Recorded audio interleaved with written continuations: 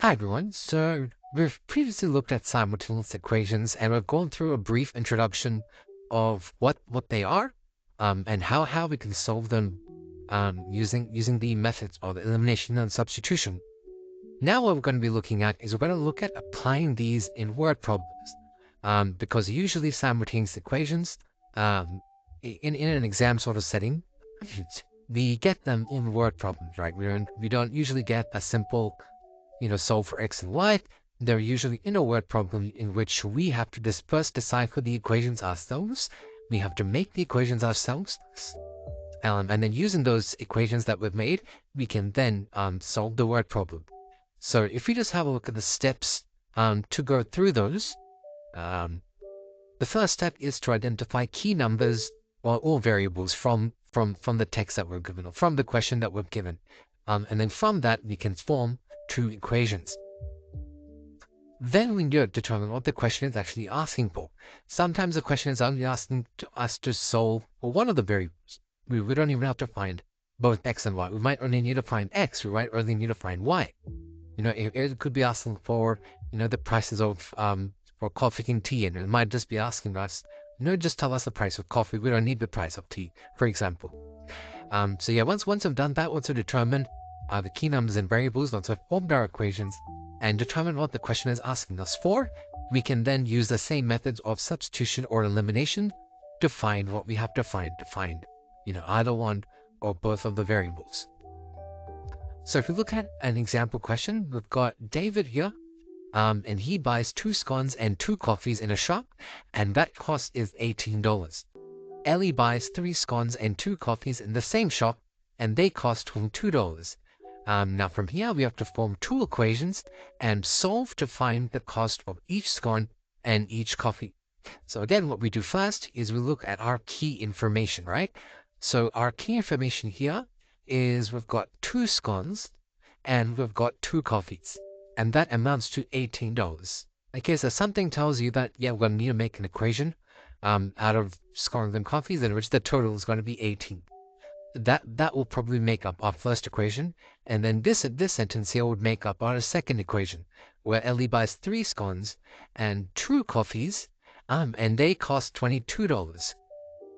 Okay, and then what we have to find the cost of each scone and each coffee. So in this instance, it's asking us to find both variables, right? So just finding one is not going to be enough. If you want full marks, if this was an exam question, you would have to find both the variables. So the first step we would need to do is we would need to make the actual equation first. So what I've said here is I've said that let the scones be represented by x and let the coffees be represented by y. Okay, you can use any letter one, that doesn't really matter. I've just used x and y because it's the most common, it's the most easiest. Now using this information, I'm going to make my two equations. So for the first equation, David buys 2 scones, right? So we have 2x, okay? And he also buys 2 coffees. So we're adding 2 coffees, 2y.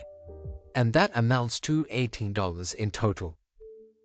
Okay, and then for our second equation for Ellie, she buys 3 scones. So we've got 3x and 2 coffees. So we've got, 2 coffees then, so that's 2y. And that amounts to $22, which we've got here.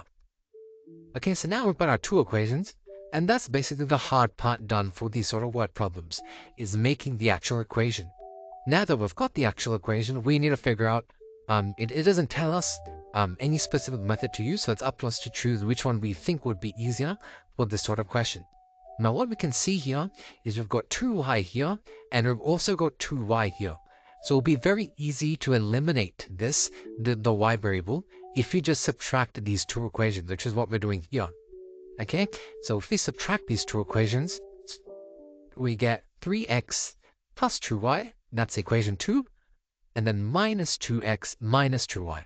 And then we subtract the costas, or 22 minus 18. So as you can see, the 2y and the 2y cancel out, and we're just left with 3x minus 2x, which is x, is 22 minus 18, which is 4. So now we know that x is equal to 4, so we know that a scone costs $4. But we also need to find the cost of each coffee. So we sub that back into our first equation. So we know that x is 4 now, so 2 times 4 plus 2y is equal to 18. So this is just 8. So we just brought this to this side. So 18 minus 8 gives us 2y is equal to 10. And from there we get y is equal to 5. So now we know that a scone costs $4 and a coffee costs $5. And that's our question solved for this. So as you can see, usually um, just making the word problem itself, just making the two equations out of the word problem, that is usually the most difficult part. And from then on, it's usually pretty straightforward. All right, let's go through one more example. This one's a bit more tricky, but it's still the same fundamental process. So we have a parallelogram here, and we have to work out the perimeter. All right, so if you immediately look at this, you sort of think, how am I going to do this, right?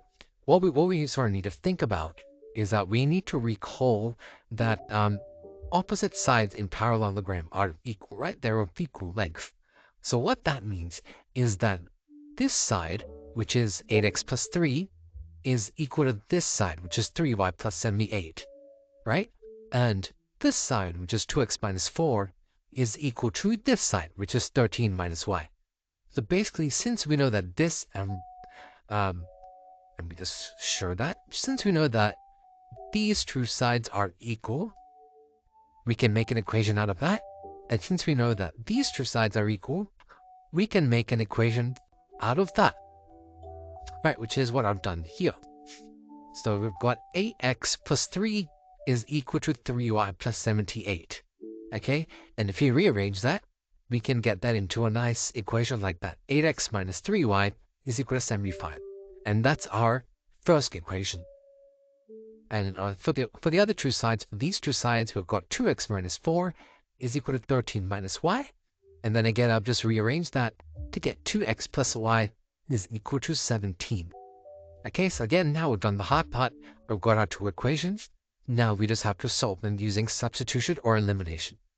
In this case, elimination is probably an easier way to go, since we can get y by itself here. Since we know that 2x plus y is equal to 17, we can infer that y is equal to 17 minus 2x over here. Right? And then if we sub that into our first equation, we can have 8x minus 3, and then instead of y, we put in 17 minus 2x. And that gives us 75. And then if we do some algebra here, expand these brackets, make sure you don't make any mistakes here. Pretty common to do that. But then we'll get x is equal to 9, sub that in into equation 2 we've done this time. I think just because it's a simpler equation, we've just subbed it into the second equation instead of the first one. And then you'll get y is equal to minus 1. So these are our two variables. These are our two sides. But that's not what the question is asking for, remember. The question is asking us to find the overall perimeter. So now what we need to find is since we know what x and y are, we can calculate the actual lengths of each of these four sides, which is what I've done here. So 8x plus 3, where we have x, we just put a 9, so that gives us 75. The opposite side is equal, so that'll also be 75. And then for the other two sides, we've got 14 and 14. And then if we add them all up, we'll get our total perimeter as 178 units. Since they haven't given us like centimeters or meters or anything, we're just assuming that it's in units. So that was a bit more of a trickier question, but as you can see, the fundamental process is always the same. You're going to have to make two equations somehow. Using the information, we'll always be able to get two equations with two unknown variables, and then use substitution or elimination to solve them.